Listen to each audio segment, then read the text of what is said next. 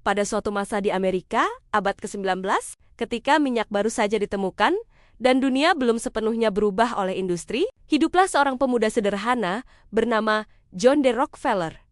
Ia bukan berasal dari keluarga kaya. Sejak muda, John dikenal pendiam, teliti, dan sangat disiplin. Sementara teman-temannya menghabiskan waktu untuk bersenang-senang, John justru sibuk mencatat setiap sen yang ia hasilkan dan keluarkan. Baginya, uang bukan sekadar alat melainkan sesuatu yang harus dikelola dengan cermat.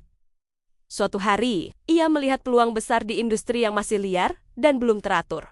Minyak, saat orang lain hanya melihat lumpur hitam yang kotor, John melihat masa depan. Pada tahun 1870, ia mendirikan sebuah perusahaan bernama Standard Oil.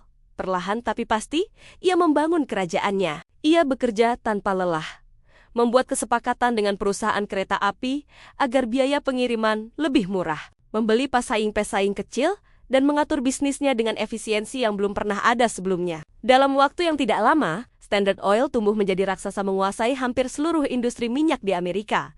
Namun, kesuksesan besar selalu membawa bayangan. Banyak orang mulai menganggapnya terlalu kuat. Mereka menuduhnya memonopoli pasar dan menyingkirkan pesaing dengan cara yang tidak adil. Tekanan dari masyarakat dan pemerintah pun semakin besar.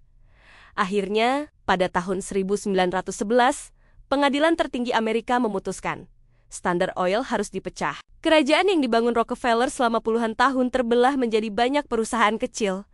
Anehnya, dari perpecahan itu justru lahir perusahaan-perusahaan besar yang kita kenal hingga sekarang, dan kekayaan Rockefeller tidak hilang, malah semakin bertambah.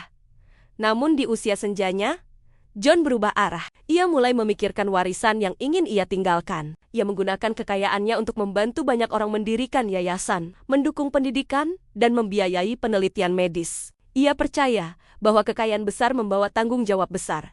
Dari seorang anak sederhana hingga menjadi orang terkaya di dunia, kisah Rockefeller bukan hanya tentang uang. Ini adalah cerita tentang visi, kekuatan, kontroversi, dan akhirnya tentang bagaimana seseorang memilih untuk dikenang.